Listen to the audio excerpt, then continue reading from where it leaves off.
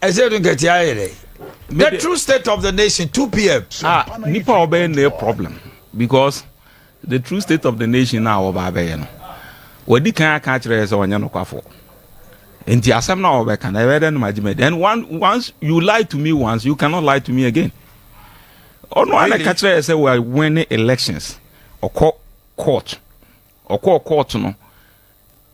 Yebusa na dance or de famra no anya ama enke nso ho a but he himself came back ono aba be ka kire say me election na me say ma win no enya no kore nya enya no kore ne say na mini adanse bia ye de court na nipa wa ma enya adanse ne me party chairman enti monto aba enti ana monto ma me enne oba be ka kire say state of the nation president aye no enya papa no no be ma true state of the nation.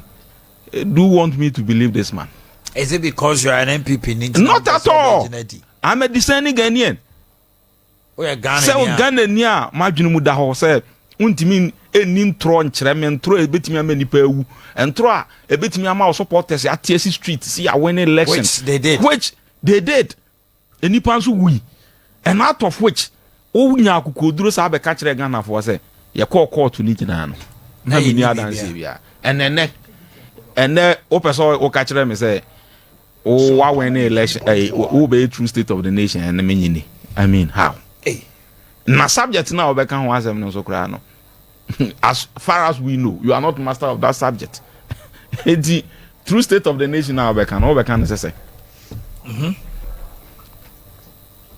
So there cannot be that true state of the nation where you Asiedu Nketia and Eba Kasa. So you true state of the nation be our Babeka. After they say we are, they are no Babeka we echi.